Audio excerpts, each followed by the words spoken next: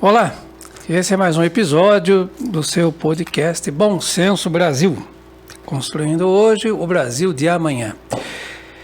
Uma pesquisa do Instituto Gallup revela que quase 70% da massa de trabalhadores se mostra insatisfeita ou desambientada em suas atividades por conta de fatores de desconforto, por estarem no local errado.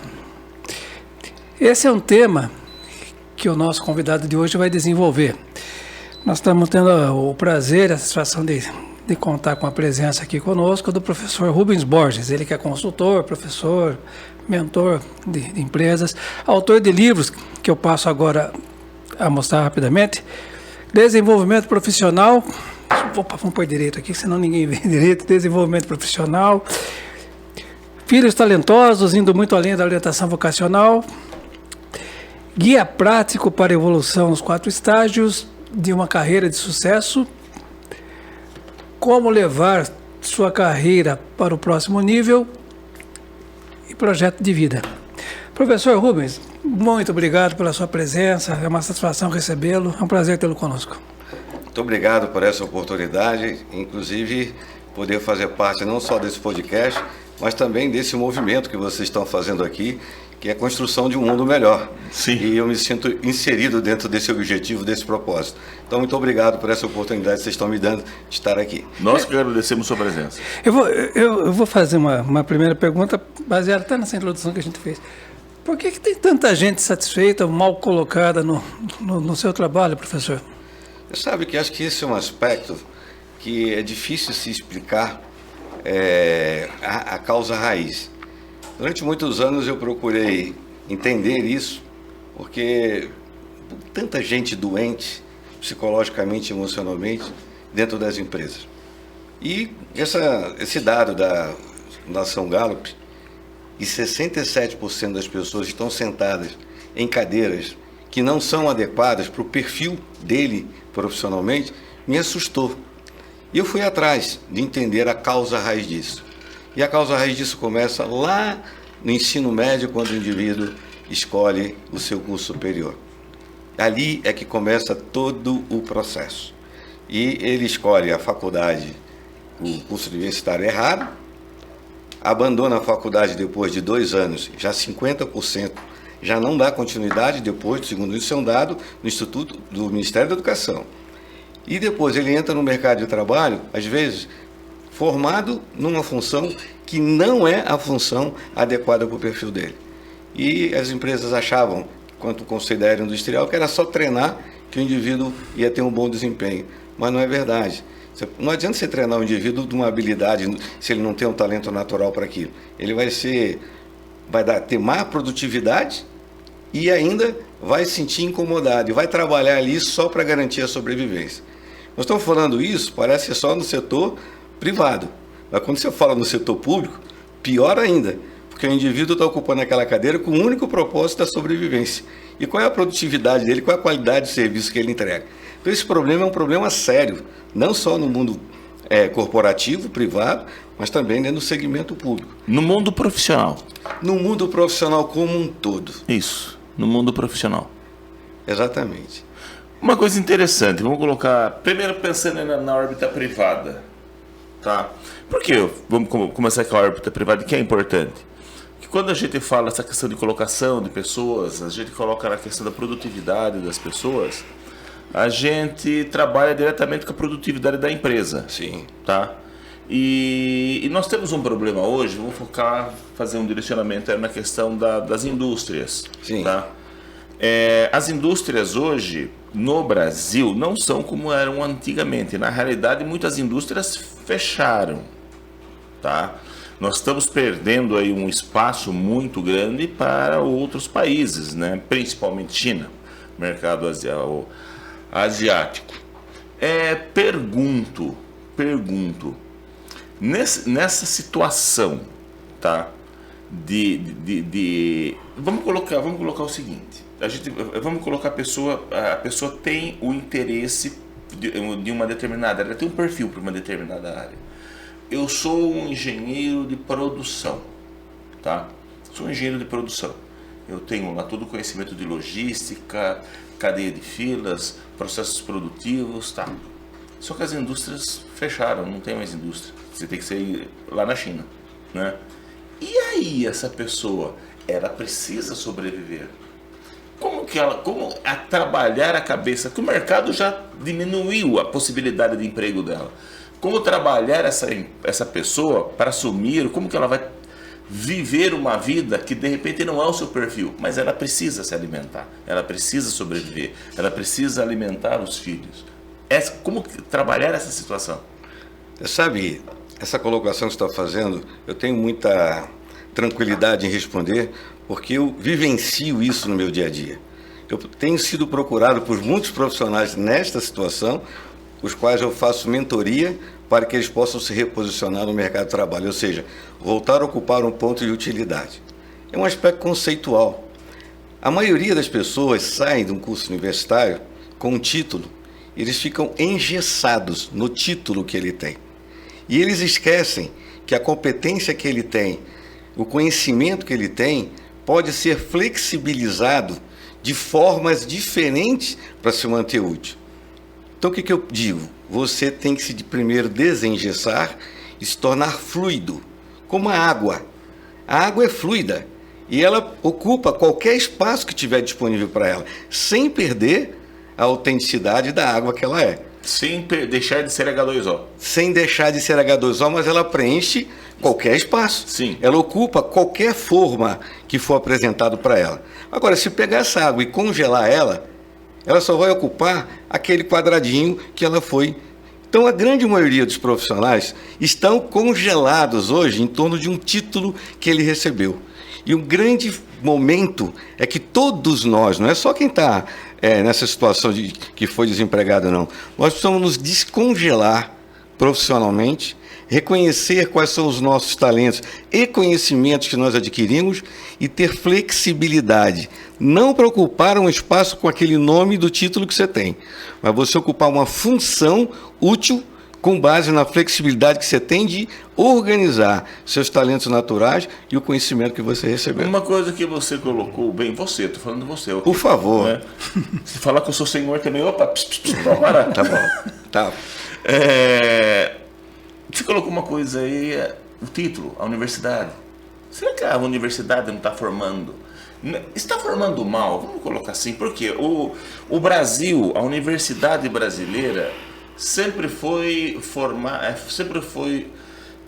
objetivada para te dar um canudo. Sim. Não um profissional ou um empreendedor. Existem exceções, lógico. Mas quando você vê universidades, a gente já discutiu isso aqui algumas vezes, em outros países, vamos dizer, Estados Unidos, as grandes universidades, Reino Unido, Alemanha, elas formam pessoas, não aquele técnico, ele é um técnico, mas ele pensa. Tanto que muitas universidades americanas, isso é um fenômeno muito comum, quando os profissionais saem formados, eles já saem em grupos como uma empresa formada. Eles já saem com... Teve um caso, inclusive, no MIT, que uma classe ia abandonar um ano antes, porque formou uma empresa, e a empresa deu muito dinheiro, eles já iam sair, o pessoal falando, não pode, nós vamos ficar sem uma formatura de um ano, não pode ter isso aí. No Brasil, não. O Brasil, você aprende 1 mais 1, 2, 2 mais 2, 4, papo, pronto. Não está faltando um pouco a universidade mudar um pouco o conceito e a formação desses universitários? Você tocou numa ferida muito séria. E dolorida. E a gente até precisa tomar cuidado quando aborda esse tema. Porque nesse tema tem até muitos aspectos de ideologia por trás disso que a gente tem que tomar muito cuidado quando se fala disso. Mas a grande verdade é assim. Eu tenho uma notícia ruim para dar. Ai, meu Deus. Oh, Mais uma? Sabe qual é a o notícia homem das ruim? más notícias? Depois eu vou dar uma boa. Ah, então tá bom. A má notícia é que nós temos no mundo hoje um movimento progressivo das empresas em descrédito às universidades.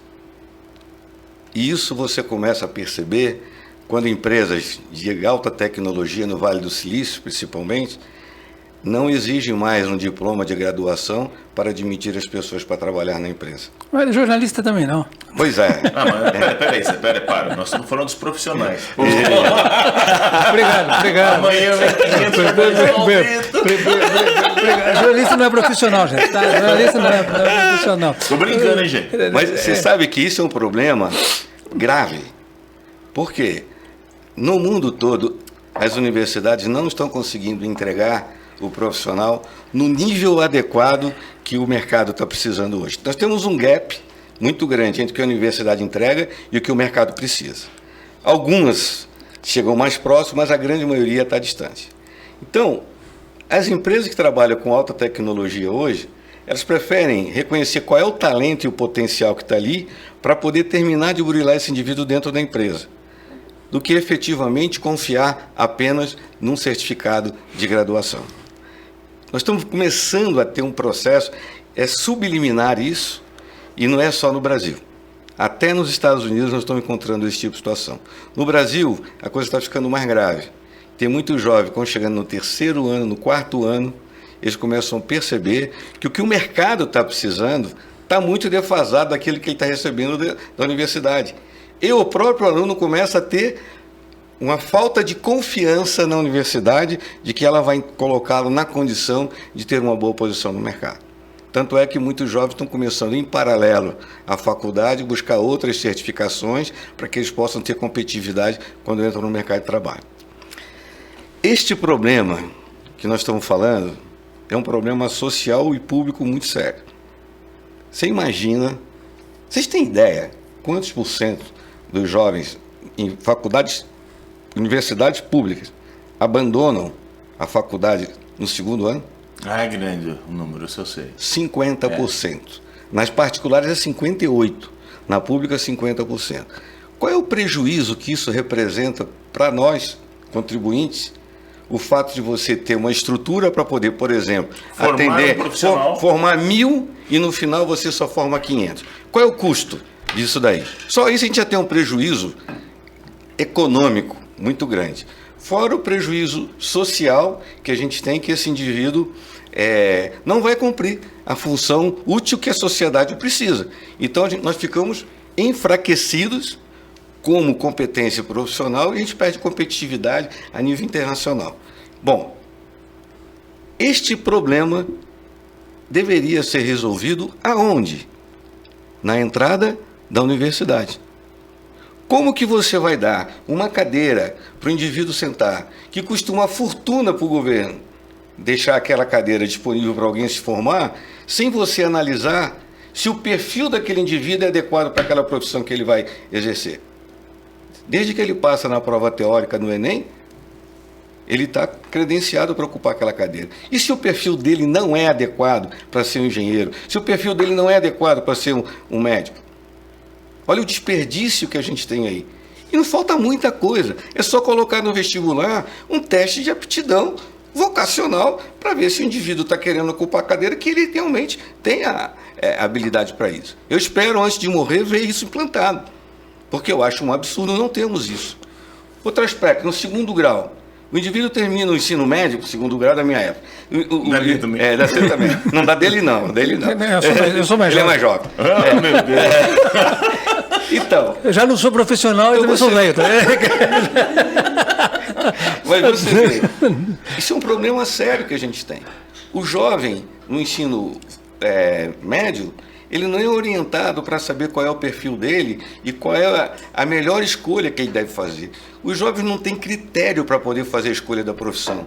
Entra na faculdade na tentativa e erro, desiste da faculdade 50%, depois entra no mercado de trabalho, tem que vestir uma fantasia que não é a autenticidade que ele tem. Olha como é que esse processo caminha daí para frente até arrebentar o problema lá dentro da empresa, que o sujeito tem burnout, que burnout não é excesso de trabalho. Burnout é excesso de trabalho naquilo que não gosta de fazer. Você dá muito trabalho para o sujeito fazendo aquilo que ele gosta, ele está cansado. Ele fica cheio de energia porque ele está fazendo uma coisa que ele gosta, que ele vai vencer um desafio dentro do que ele gosta. Agora, se ele está fazendo algo que não é adequado, esse camarada vai ter burnout. E nós temos aí uma perda de produtividade e um custo, desperdício muito grande dentro desse contexto. Então, desde a entrada do indivíduo na universidade até o indivíduo estar lá dentro da empresa, é complicado a gente falar isso. Mas as empresas estão perdendo muito dinheiro porque no seu processo de seleção não sabem analisar direito qual é o perfil do indivíduo para ele poder ocupar aquela função. As empresas ainda estão no processo de tentativa e erro. E no setor público? É pior ainda. É pior porque se botar o indivíduo sentado na cadeira para a qual ele não tem perfil, não tem talento adequado para ocupar aquela função, não tem como tirar ele daquela cadeira. Ele agora vai ficar ali, ele vai ficar sofrendo para poder garantir a sobrevivência, o resultado do trabalho que ele entrega para a sociedade é ruim, e a gente tem uma administração de pessoas dentro do setor público que é absurdamente arcaica. E o prejuízo que a gente tem qual é? Enorme, ou seja, a qualidade é ruim, a gente vê todo mundo reclamando, eu vou lá ser atendido, o cara me atendeu de má vontade, ele está fazendo o que ele não gosta, por isso que ele atende de má vontade. Então nós temos aí um problema de competitividade hoje do nosso país com relação a outros países muito grande, porque nós não temos um conceito chamado gestão de talentos. A gestão do talento começa desde que o jovem está buscando uma vaga numa universidade, quando o indivíduo está fazendo um concurso público para poder ocupar uma função e quando o indivíduo entra na empresa. Se nesses pontos nós colocássemos um filtro para você poder avaliar qual é o perfil desse indivíduo, eu costumo usar um exemplo, vocês vão me permitir aqui, nós temos que ter um índice de compatibilidade bunda cadeira. O que eu falo? A cadeira ela tem que ser desenhada e a bunda do sujeito tem que ser escaneada para poder ver se a bunda dele encaixa naquela cadeira. Uma questão de anatomia. Mas, por exemplo, eu, na minha empresa, quando eu presto serviço de consultoria, eu desenho a cadeira com 28 parâmetros e faço a análise, o scanner do indivíduo com 28 parâmetros e calculo o índice de compatibilidade entre a bunda e a cadeira. E isso tem dado muito certo. Por quê? As empresas estão reconhecendo que ela pode remanejar pessoas dentro da empresa para colocar as pessoas no lugar certo. E no processo de seleção? Aí ela começa a reconhecer o que é talento. Talento é aquele indivíduo que tem o perfil certo para poder sentar na cadeira correta. Então, nós temos um problema social, econômico muito grave por não colocarmos esses filtros nesse lugar. Volto a falar, o filtro na entrada da universidade para ver se o indivíduo tem perfil para poder ocupar aquela cadeira na universidade. Na hora que o indivíduo vai entrar no mercado de trabalho, colocar um filtro para ver se ele tem perfil para ocupar aquela posição. E na hora que ele vai ocupar uma função dentro do setor público, ver se ele tem perfil adequado para isso. Se nós colocarmos esses filtros nesses 3 lugares, eu garanto a vocês, o índice de produtividade nosso vai aumentar e muito. O índice de burnout vai diminuir muito, porque as pessoas vão trabalhar fazendo aquilo que eles gostam, não apenas para sobreviver. Um problema que a gente vê, assim, vamos colocar, citou aí o Enem, né? Você faz o Enem, tá, tem sua nota. Aí depois entra aquela outra fase do SISU, que é para fazer a escolha. E eu vejo isso, eu já vi várias vezes conhecidos, amigos, filhos de amigos. Aí começa a escolha. E aí você tem primeira escolha, segunda escolha, terceira escolha, que vai de acordo com a nota sua, né? Eu já vi a pessoa colocar engenharia, depois colocar biomedicina. Falei, velho... Qual o critério que ele está usando? Eu não estou entendendo. Ou é um ou é outro. Sabe? Coisas diferentes. Ah, então se eu não conseguir aqui, eu vou aqui. Mas peraí, você é um engenheiro que quer ser biomédico ou vice-versa? Não dá, não é a mesma coisa. Aí pronto. Já entrou, não, consegui aquela vaga. Vai, 1, 2, 3 anos, realmente não é aquilo. Mas ele já sabia de antemão que não era o que ele queria. Ele já sabia de antemão. Mas e o prejuízo?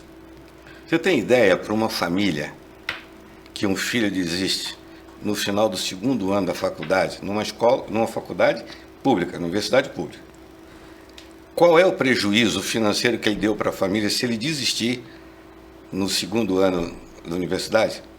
Ah, eu conheço, eu já vi muito isso aí. Você tem ideia qual é o valor? É muito. Mais de 150 mil reais de prejuízo, porque ele desistiu da faculdade no segundo ano. Viu? 150 mil, você está sendo bacana, que dependendo... É sério. Não, estou falando da pública. Não, se for da universidade particular, esquece. Que você tem que manter a pessoa, às vezes, fora, em outra cidade, você monta, às vezes, casa, Meu, é pesado o prejuízo. É pesado. E a família fica, puxa, é um banho de água fria. Não, né? tem um outro aspecto. E agora, a condição dele, social, no relacionamento dele, como é que ele vai explicar para os amigos, para a sociedade, que ele largou uma faculdade no segundo ano? Isso caracteriza socialmente que ele é um cara incapaz, incompetente. Ele fica com um problema psicológico ainda para resolver e emocional. O prejuízo é muito grande. E aí, avançando nesse ponto, indo aí na questão da administração pública, um outro problema que eu vejo, grande problema. Eu trabalhei na polícia, eu já fui policial, mas eu gostava da polícia. Tá, eu gostava, eu queria ser policial. E eu via, assim, muitas pessoas fazendo, né? Eu vou fazer um concurso, abrir um concurso para a polícia. Eu chegava, amigos, falei, filho, você tem coragem de dar tiro? Você tem coragem de enfrentar um tiro? Polícia não é um emprego público de escriturário. Não, você vai para a linha de frente. Então, você tem capacidade, você é talhado para isso, que você vai viver situações complexas. Ah, não, a pessoa estava pensando em ter uma estabilidade, só que aquilo é um pouco mais avançado. É a mesma coisa que o Brasil não tem guerra, mas vamos dizer assim, isso é coisa que se vê nos Estados Unidos, tá? Para você entrar nas Forças Armadas Americanas ou em qualquer tipo de Europa, quando o país ele tem uma força operacional, não é porque você é filho do coronel, do general, algum que você entra. Não, eles analisam se você consegue. Por quê? Porque ele vai ser operacional. No Brasil, voltando à questão do serviço público, falei da questão da polícia, mesmo outras áreas, e vou colocar até uma área de atendimento. Você trabalha com a área de gestão de pessoas, não é qualquer um que sabe fazer atendimento, lidar com pessoas. Você tem que ter talento para isso. Para trabalhar até aqui no balcão e conversar com pessoas. Às vezes a pessoa não tem capacidade de conversar nem com ela, quanto mais com outras pessoas. Não é só habilidade, é perfil. Exatamente. Não, mas eu vou fazer um concurso público que eu estou precisando de estabilidade. Não pode ser assim. Principalmente em administração pública, né, que envolve até a política de um país, você tem que ter talento. Então, você vai fazer um concurso público, aí não é ele que tem que ver, porque ele está sobrevivendo. Mas a administração pública tem que ter o caminho e falar assim, não, esse serve ou não. Não pode ser simplesmente um mais um. Não pode ser simplesmente uma prova de matemática e português. Exatamente. Não pode ser. Não pode ser isso. E nem apenas a apresentação de um certificado de conclusão de um curso superior. Né? A habilitação para ocupar aquela função, ela precisa de um pouco mais além. Ela precisa de ser uma avaliação se o perfil comportamental, se o perfil motivacional daquele indivíduo e o perfil de maturidade dele é ajustado para aquela função. Você tem uma ideia? Esse assunto, eu me aprofundei nele porque eu cheguei à conclusão que a gente precisava ter. O mercado já tem hoje indicadores que é o DISC, que são 4 parâmetros, valores motivacionais, que são 7 parâmetros, mas estava faltando um índice que calcula a maturidade profissional do indivíduo. Que maturidade não é experiência, maturidade não é só conhecimento. E eu criei um conceito chamado índice de maturidade profissional. São 17 indicadores que eu junto com aqueles outros 11 que dá os 28 que a gente faz o desenho da função. Então, o que eu sinto aqui na administração pública, já caminhando não só na crítica, né, mas para falar de uma solução. O que eu sinto?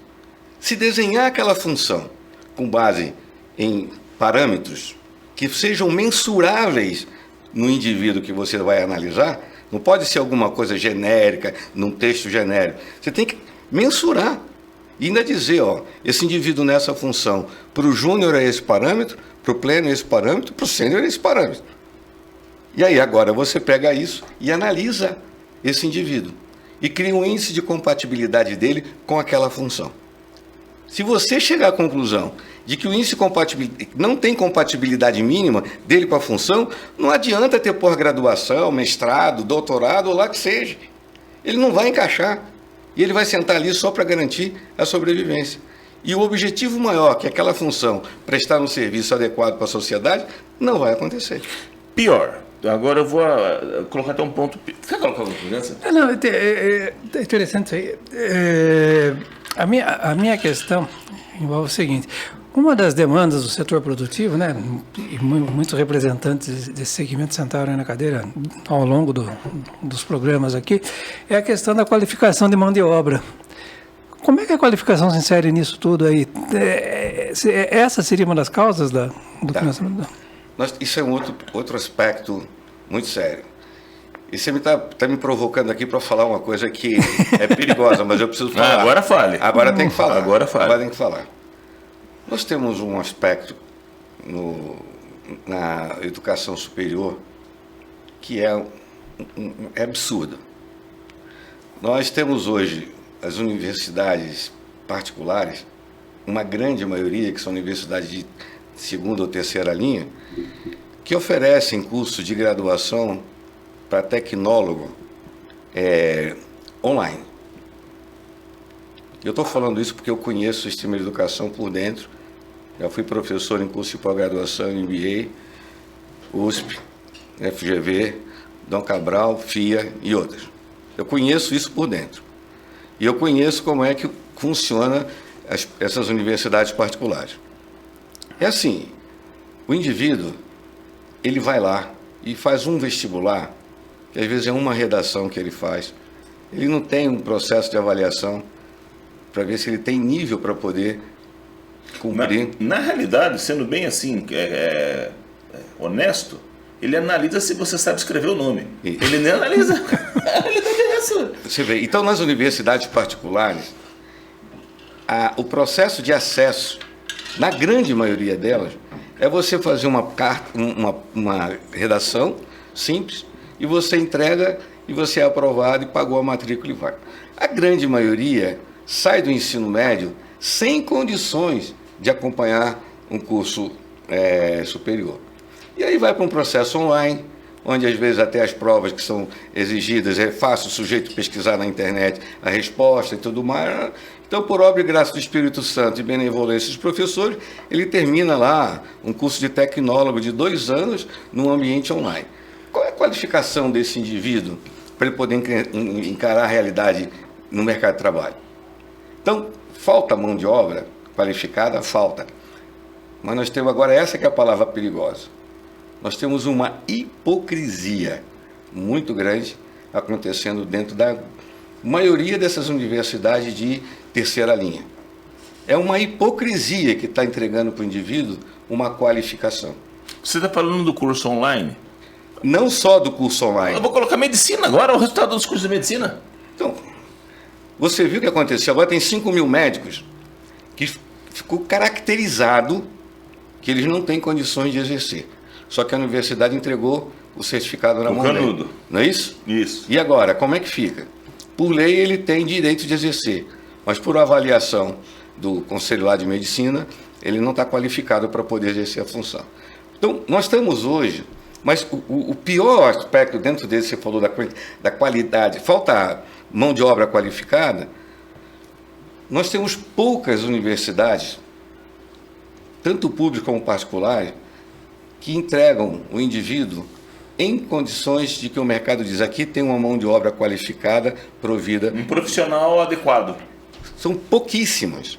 Antigamente, o sujeito chegava com a diploma da USP, da Mackenzie, da FGV e tudo mais, aquilo no processo de seleção, aquilo já era considerado... Opa. Hoje nem tanto mais. Hoje nem tanto mais. Então, o que as empresas, inclusive eu tenho feito esse trabalho com algumas empresas, avaliar o indivíduo do ponto de vista da maturidade profissional dele e dos valores motivacionais dele.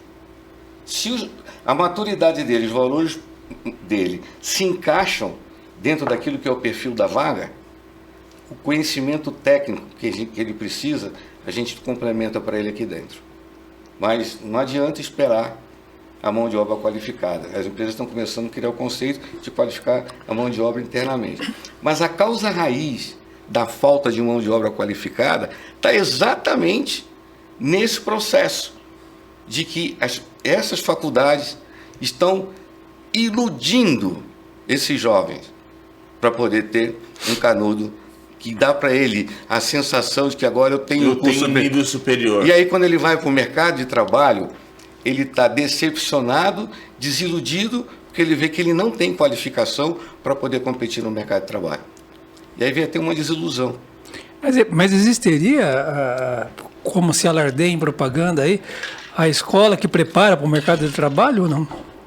Olha, você vê, por exemplo... Ainda tem umas ilhas de excelência aí. Olha, eu vou dizer para você, nós temos duas instituições que eu acho que eu respeito elas como qualificação, que é o Senai e o Senac.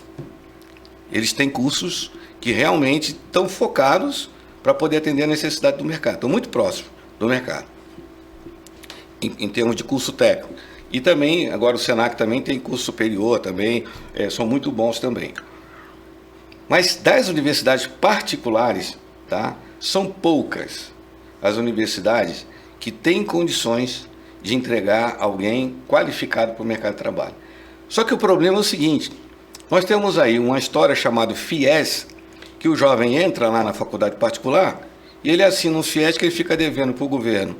E a faculdade, a universidade recebe o dinheiro do governo e ele fica devendo para o governo e ele ficou amarrado num curso que ele está devendo e ele vai tentar, no maior esforço possível, terminar aquele curso porque está pagando por aquilo.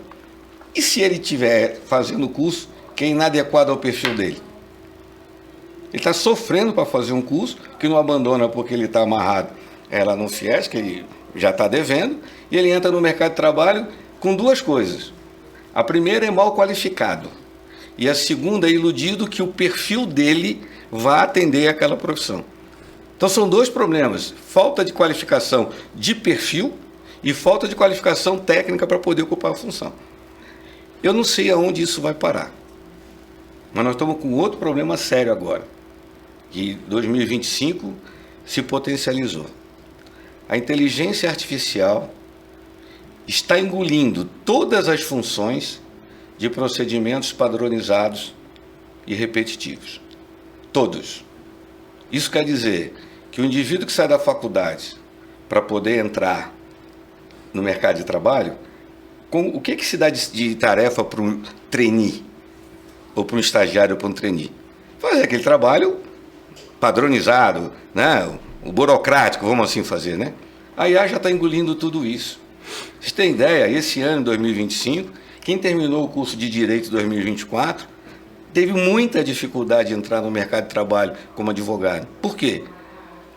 Os escritórios de advocacia foram os que mais rapidamente colocaram a IA para poder fazer esses processos padronizados e repetitivos, que geralmente quem faz é um estagiário e um júnior. Então, isso já foi resolvido dentro dos escritórios de advocacia. E agora o jovem que quer entrar, ou ele tem maturidade para dar um salto por cima do júnior e cair lá na frente, para ele poder ser admitido, ou ele vai ficar no mercado de trabalho com dificuldade. Agora, onde é que tem a faculdade que está preparando esse indivíduo, quando ele chegar no final do curso de Direito, ele conseguir pular esse gap? Não, ele vai terminar procurando um estágio, procurando... Né? Na realidade, eu posso até explicar bem, né, essa questão do que você explicou, colocando a questão do direito, porque assim, vamos pensar num escritório, grande escritório, médio escritório, em que se contratam recém-formados. Tá? O que você dá de trabalho para o recém-formado? Né? Aquele trabalho de pesquisa, de fazer as primeiras petições, ou mesmo estagiários, né? Fazer aquele básico, né? Olha, trazer o conteúdo para aí o profissional sênior, vamos dizer assim, fazer a análise final e direcionar, fazer a peça, vamos colocar o seguinte, desse formato. Então você tinha antigamente, né, o trabalho, você ia, pesquisava jurisprudência, tá? Montava. Eu abro aqui. É isso? A minha. Eu quero que você faça isso.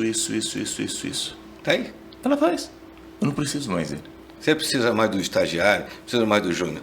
Então o que acontece? O indivíduo que termina a universidade tem que terminar com uma maturidade muito maior. Ele já tem que vir preparado para briga pesada. Senão, já era.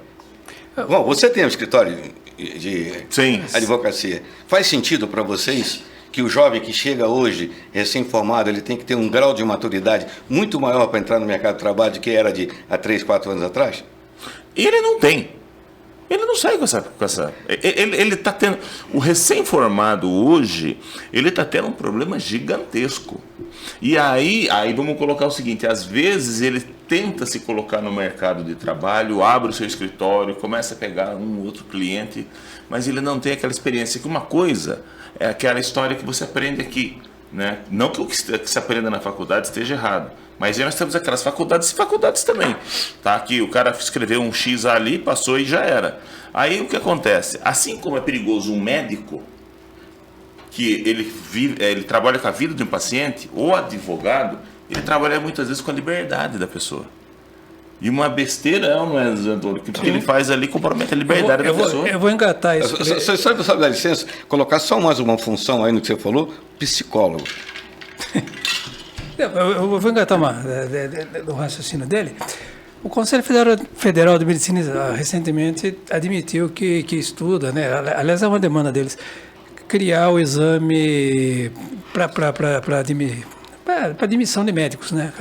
Mas como acontece? Como ter OAB. Como seria a OAB? É uma medida que pode ajudar ou também não surte efeito prático algum? Eu acho que é uma medida necessária e urgente. Eu acho que é imprescindível isso rapidamente acontecer. E acho que isso não é só pro médico, para outros também. Você falou do psicólogo. Bom, você vê, olha, o psicólogo vai mexer com a vida da pessoa. A cabeça. Vai mexer com a Às cabeça. vezes o cara nem ele tem cabeça para ele mesmo, quanto mais tem a cabeça de alguém. Então, quantas pessoas... Mas ele deu risada, ele... Então, o que nós estamos falando, né? Eu acho que as empresas estão começando a pôr atenção nisso, tá? E elas estão começando a se virar buscando uma não dependência do sistema de ensino para poder ter a mão de obra qualificada para atender suas necessidades. Você vai lá no Vale do Silício, você vê como é que eles admitem as pessoas. Não é mais... A Google tem centro de formação gigante. Não, você tem ideia, eu recentemente preparei uma mentorada para poder entrar na Amazon, né? E ela entrou na Amazon, um programa de trainee na Amazon, e ela não tinha terminado o ensino médio. E ela conseguiu entrar. Por quê? Uma moça com uma maturidade fantástica, se preparou para poder fazer uma entrevista mostrando muito mais a maturidade que ela tinha do que a experiência profissional. Ela entrou. Ela não tinha terminado o ensino médio. Desculpa, não tinha terminado a faculdade, ensino médio não, a faculdade. Entendi. E conseguiu entrar no programa de trainee da Amazon. E está lá, feliz da vida. Focando agora nessa ideia, né, que eu acho que é até o objetivo desse podcast, que é o bom senso, eu acho que nesse aspecto, o bom senso dentro do Ministério da Educação era uma coisa muito importante que acontecesse. Eu acho que nós precisamos quebrar uma barreira de que o Ministério da Educação ficar menos à disposição da ideologia e ele ficar mais à disposição do mercado de trabalho. Isso é uma dor, é um câncer que a gente tem. Eu não estou falando aqui de política, eu estou falando... Mas é para falar. Mas infelizmente isso acontece, é fato. Ou seja, existe uma falta de compromisso do Ministério da Educação com o mercado de trabalho.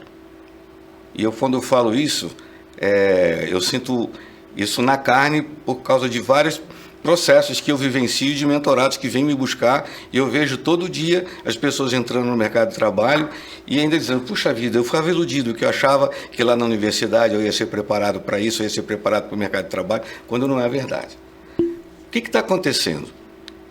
As empresas de alta tecnologia estão qualificando as pessoas a partir de uma análise do perfil do potencial dela, e não em função da certificação que uma universidade deu para ele. Isso é um problema sério, porque se o mercado começar a chegar à conclusão que a universidade não está entregando mais aquilo que o mercado precisa, um novo rearranjo vai acontecer em termos de qualificação de mão de obra, e o valor e o prestígio das universidades vão cada vez diminuindo. Estou falando isso para vocês que eu tenho colegas que são hoje professores dentro de universidades públicas, e a gente conversa a esse respeito, e todos os professores universitários estão sentindo que a utilidade da universidade gradativamente está perdendo valor frente ao mercado de trabalho. Na realidade, uma das coisas, né, um dos pontos que a gente debate, a gente coloca, principalmente até com professores universitários, que a gente fala que a universidade ela está perdendo muito papel na sociedade. Sim. E ela precisa se reinventar. Né? Você falou assim, até em países desenvolvidos, Estados Unidos, temos problema. Tá? Mas no Brasil ainda é pior.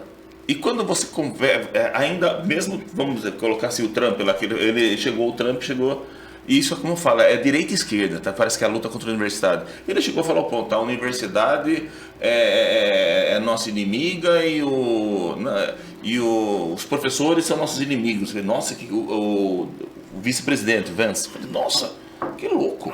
Sabe, ele fala mal assim da universidade, dos professores, que negócio é esse? Né? E tá essa cultura. E assim, a universidade, ela precisa se reposicionar. Está tendo um sucateamento da universidade? Está. Infelizmente no Brasil, falamos bastante de universidade pública como uma referência. Né? Você citou muito a universidade pública, mas já não é muito mais referência não, tá? Tem muita universidade pública sucateada. Nós temos aí o caso do Rio de Janeiro, a Universidade Federal, que não tinha dinheiro para pagar a conta de luz. Então, assim, a universidade no Brasil, ela tem que se reposicionar do ponto de vista profissional, do ponto de vista de geradora de conhecimento e não geradora de ideologia, que infelizmente nós temos esse problema. Tá?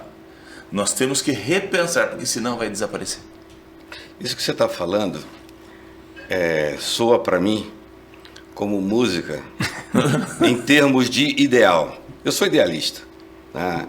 E eu defendo isso.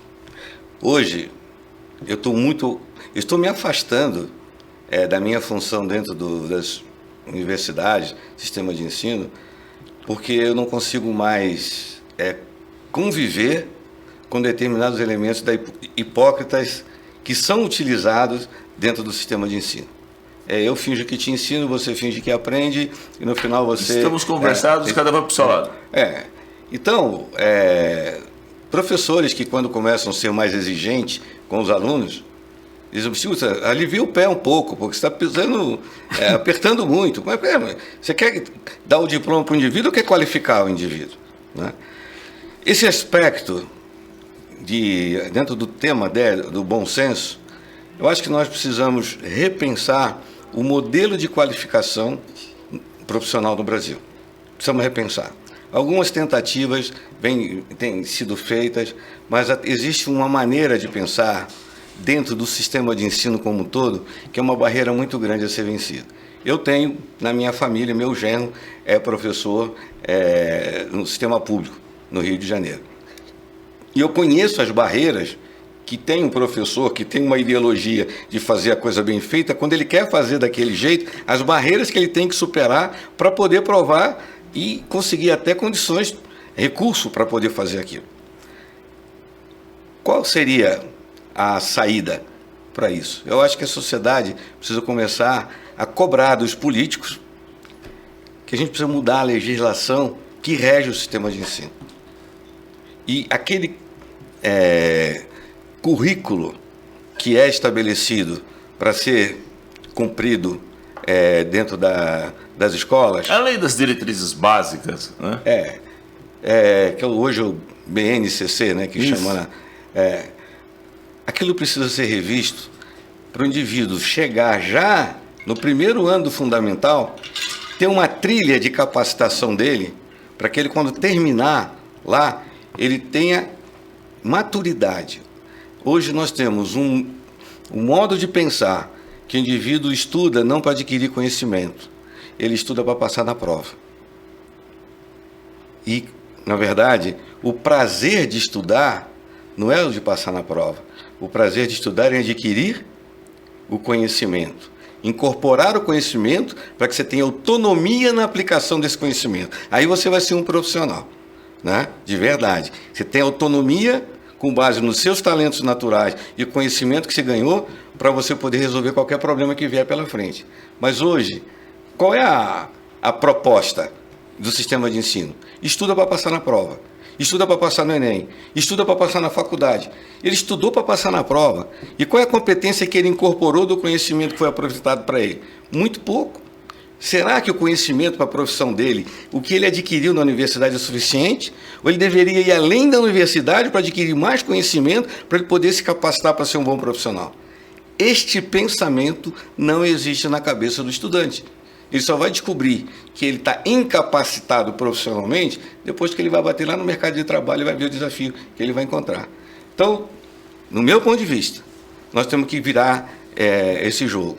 Agora, para virar esse jogo, você vai ter que ter políticos que tenham determinação com relação a isso, para mudar a legislação básica do sistema de ensino e fazer uma reestruturação total do sistema de ensino. Você quer ver um exemplo? A Coreia do Sul. Quanto tempo tem que a Coreia do Sul brigou lá com a Coreia do Norte e a Coreia do Norte arrasou a Coreia do Sul? 70 anos, mais ou menos? Foi na década de 50? Isso. Não é isso? E aí? O que a Coreia do Sul é hoje? Quais são as marcas que hoje estão no mundo todo? E você vê, ó, LG. De onde é? Você está falando da Coreia? Mas eu só quero mostrar... Não, vou colocar... A China em 94 tinha o mesmo PIB do Brasil. Onde a China está hoje, onde nós estamos. Não, mas eu quero pegar a Coreia, porque a Coreia é um caso interessante. Eles resolveram mudar a situação do país a partir... do ensino. E investiram daqui para lá. Então, a Finlândia é um outro exemplo também. Então, a reestruturação do sistema de ensino foi o que levou a Coreia a sair, virar o Fênix, né, que saiu das cinzas e chegar onde chegou. Agora, uma coisa que eu acho interessante, dentro dos estudos que a gente faz aí também, vendo essa questão das Coreia, que eu estudei um pouco a Coreia, né, desde do boom dela de 20, 30 anos para cá, né, porque do final da guerra, uns 20 anos ela passou bastante, né, porque ela estava meio que destruída. Mas depois de 20, 30 anos para cá, ela teve um boom, né, e foi justamente aí nessa reforma de ensino. De 20 a 30 anos para cá, começou a aparecer o resultado Exato. do que eles plantaram lá atrás. Só que é o seguinte, isso é uma coisa muito interessante que a gente pensa de Brasil. O pessoal fala, nós precisamos de educação, tá? Os países investiram em educação, investiram. Só que eles investiram em um formato tripartite. O que é esse formato tripartite? Você tem aquela pessoa de ensino básico, que é o antigo primário, né? Você tem o ensino médio e você tem a universidade. Então, é como se fosse um tripé. O sistema perfeito, tá? Então, eles colocaram os três, eles levantaram os três mesmo que ao mesmo tempo. Por quê? Não, mas a universidade veio... Não, a universidade veio junto. Porque eles tiveram que trabalhar muito a universidade, que eles tinham que formar bons profissionais para ensinar esse pessoal aqui embaixo. Então, eles trabalharam juntos. Um dos problemas que a gente vê, eu vejo um pouco até nessa história de Brasil, é que se gastou muito dinheiro. O pessoal fala que o Brasil precisa investir mais em educação de base. O Brasil tem muito dinheiro, o problema é que é tudo roubado. Tá, vamos colocar a realidade. E não se investiu nada no ensino superior. O ensino superior nosso foi cada dia mais sucateado. Então nós estamos com um gap, né? Um gap aqui no ensino superior, que nós não conseguimos formar bons profissionais para manter essa base aqui embaixo. Então, isso foi uma falta de visão, gigantesca. Posso te falar uma coisa? Falei até duas. Eu tenho uma opinião diferente de você. Não é falta de visão. Eu acho que isso foi intencional. Mas que fizeram a besteira, fizeram. Você entendeu? Entendi. Eu até fico um pouco... Parece que quiseram mesmo criar uma situação dessa. Não é falta de visão e assim, não é por incompetência. É por intencionalidade. Porque a sensação que me dá é que tiraram do sistema de ensino o desenvolvimento da capacidade de pensar. E o que é que faz um país se tornar forte e competitivo? É a capacidade de criar, de inovar, de pensar. Hoje, desde o ensino fundamental até a universidade, todo mundo é treinado, domesticado para ficar dentro de um quadradinho. Quase nada se tem hoje no sistema de ensino que propicie o indivíduo a capacidade de pensar. Isso é tolhido das pessoas. Na verdade, não é tolhido. Ele nem descobre que ele tem essa capacidade. Ele segue um padrão e se acomoda dentro do padrão. E fica preso dentro de um sistema do qual ele tem medo de sair da prisão. E ele não tem capacidade de pensar. E como ele não tem capacidade de pensar, ele fica limitado dentro desse sistema. Tem um estudioso chamado Erich Fromm, que escreveu um livro que eu gosto muito dele e recomendo. Chama-se Medo à Liberdade. É o medo que o homem tem de ser livre. Você vê, mas o homem não tem medo de ser livre, o homem tem medo de viver preso. Essa é uma grande ilusão nossa. O homem tem medo de ser livre. Então, essa estrutura que foi criada para colocar o indivíduo dentro de uma redoma sob controle, qual foi o delimitador do controle? Não deixar ele pensar. Se ele pensar, ele sai do controle. Se ele não pensar, ele está dentro do controle, está dentro do sistema. Por isso que o meu sentimento é que isso não foi falta de visão. Muito pelo contrário, estrategicamente, foi uma visão para poder manter a massa sob controle. E eu vejo um pouco isso hoje, antes da pergunta do milhão, que a pergunta do milhão é sua, É minha. que parece que o Brasil, parece que as pessoas têm, o político tem um culto à pobreza e à manutenção da pobreza. Parece que não, a gente tem que manter esse status quo, porque é mais fácil angariar o voto. Isso a gente tem isso. Infelizmente, independente de política. Leia esse livro do Erich Fromm e você vai entender exatamente o que está por trás da maioria dos sistemas de organização social, usando este aspecto que você falou. Isso é uma grande verdade. Ou seja, precisam manter pelo menos 60% da massa dentro desse contexto, que aí fica mais fácil. Porque se o sujeito está passando necessidade e eu alivio um pouquinho da dor dele, eu ganho ascendência sobre ele. Então, mas é isso mesmo. E você está falando, é algo que está no subliminar de todo jogo político, de qualquer sistema de organização política que existe. Então, como é que a gente quebra esse paradigma? Eu acho que oportunidades como essa que você está me dando aqui, de falar isso dentro de um podcast como esse, que procura formar opiniões e tudo mais, isso vai ter que sair de quem? Nós temos que nos conscientizar que isso tem que mudar. Nós temos que encontrar políticos que estejam realmente comprometidos com essa mudança e criar leis para que esse sistema de ensino possa ser revisto, reestruturado. E o ponto principal, nós precisamos de ajudar o ser humano a aprender a pensar e não a consumir preconcebidos, né? E limitar a capacidade dele de reconhecer o potencial dele dentro de um limite que alguém estabelece também. Isso é filosófico. A liberdade do ser humano é diretamente proporcional à capacidade dele de pensar. E os grandes manipuladores de massa sabem disso. Portanto, se limitar a capacidade dele de pensar, vai ser muito mais facilmente manipulado.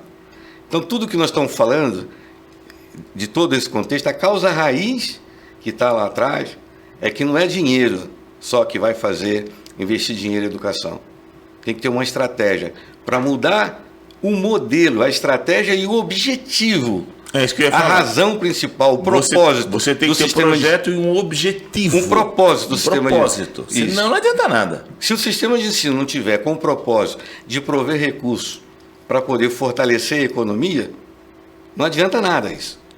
Agora, se o sistema de ensino ele está todo estruturado para poder criar uma estrutura ideológica dentro dessa estrutura para poder manipular as massas, nós nunca vamos conseguir produzir talentos adequados. E o pior, você sabe o que eu vejo? Eu vejo tanto jovem com uma capacidade fantástica de fazer as coisas acontecerem. E se perdendo. E tão limitados naquilo que ele, nas oportunidades que são oferecidas para ele. Então, talentos perdidos. Muitos talentos. Por isso que o nome da minha empresa chama-se Good Talents. Por quê? Bons talentos. Ou seja, nós trabalhamos no bastidor de tudo isso, em paralelo ao sistema de ensino, para poder ajudar os jovens a educarem-se com base no autoconhecimento, saber quem eu sou, o que eu posso, o que eu quero, ensinar ele a capacidade de pensar e dentro das empresas, ajudando as empresas a colocar as pessoas certas dentro dos lugares certos. Eu vou morrer defendendo essa bandeira e isso que é esse bom senso que a gente precisa trazer para o sistema de educação. Eu tenho ainda a esperança que um dia isso vai acontecer. Porque todo mundo diz, eu quero um mundo melhor, o mundo do jeito que está não dá. E onde está a saída? A saída está na educação, mas educação intencionada para isso. Não usar o sistema de educação para poder servir de uma gaiola política. O sistema de educação ele tem que ter um propósito de realmente preparar o indivíduo para que ele possa ser útil para a sociedade e para construir uma sociedade melhor do que a gente tem. Eu sei que isso é um pouco de ideologia minha, mas eu vou continuar defendendo isso e trabalho hoje, dia e noite, escrevendo meus livros, trabalho isso dando mentoria para os jovens. Recentemente escrevi um aplicativo chamado Oráculo das Profissões, que é um aplicativo onde o jovem senta lá na frente do computador, passa 30 minutos respondendo perguntas e ele recebe um relatório de 20 páginas com o diagnóstico do direcionamento profissional dele. Isso foi para o ar agora no mês de novembro. E estou criando um outro aplicativo que é para as empresas poderem fazer esse trabalho de colocar as pessoas certas dentro dos lugares certos. Eu espero que um dia esse bom senso ele esteja...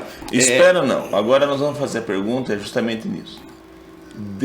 Você falou muito já. Agora fala assim, na realidade ele já deu a resposta 10 vezes. Já deu. Mas eu nem tenho que perguntar. Vamos pensar que dentro desse projeto de Brasil 30 anos, se chegar um país desenvolvido, quais seriam os passos que nós temos que tomar agora? Primeiros passos, para a gente começar a chegar nesse mundo ideal. Não digo utopia, mas quase utopia que você pensa. Quais seriam os primeiros passos? Primeiro passo, conscientizar os pais da realidade. Primeiro passo. Que os pais não estão conscientes de tudo isso que nós estamos falando. Tá? Eu estou lançando um podcast agora que é Fala Futuro só para os pais, no sentido de orientação dos pais. A consciência dos pais dessa realidade é o primeiro passo, para que os pais possam ajudar seus filhos a continuar seguindo o sistema de ensino do jeito que está, mas em paralelo se fortalecer para a realidade que vem pela frente. Primeiro passo.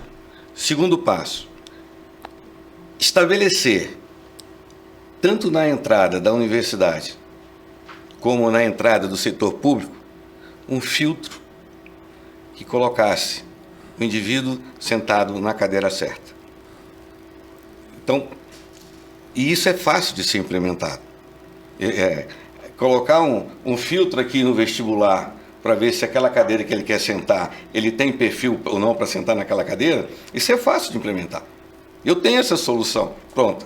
E eu acho que outros profissionais do mercado também teriam, mas a gente precisa fazer isso agora, para que a partir de agora a gente passe a perder dinheiro no investimento no setor público, colocando gente errada na cadeira errada. Para as empresas, a mesma coisa. Colocar um filtro na entrada do profissional, sabendo qual é o perfil desse indivíduo compatível com aquela cadeira. Tanto é que o Ministério do Trabalho agora está exigindo agora na norma NR1 que as empresas coloquem lá agora mitigação das condições psicoemocionais e tudo mais. Vai chegar lá. E o outro aspecto, nós começarmos a agregar um pensamento comum, principalmente de pais e educadores, para que a gente tenha um núcleo político que comece a tratar disso para poder mudar essa legislação que rege o sistema de ensino. Mas de imediato, só se fizer isso. Colocou um filtro na entrada do vestibular. Setor público colocou um filtro na entrada do setor público. E as empresas colocar um filtro na entrada dos profissionais que vão entrar, nós já vamos melhorar muito. Muito. Eu acredito porque o resultado que eu tenho visto hoje, nas mentorias que eu faço, nas consultorias que eu dei à empresa até aqui, eu tenho visto esse resultado mudar. Assim, o nível de produtividade das empresas muda muito rápido quando isso acontece. É um desafio, porque existe um aspecto de paternalismo e tudo mais, mas imagina agora você chegar e botar um sistema como esse dentro do setor público para poder fazer um reajuste, para botar a bunda certa na cadeira certa. Você imagina que a revolta que vai ter? Mas tem que começar. Tem que começar. Bom, falar o quê mais? Nossa, mãe.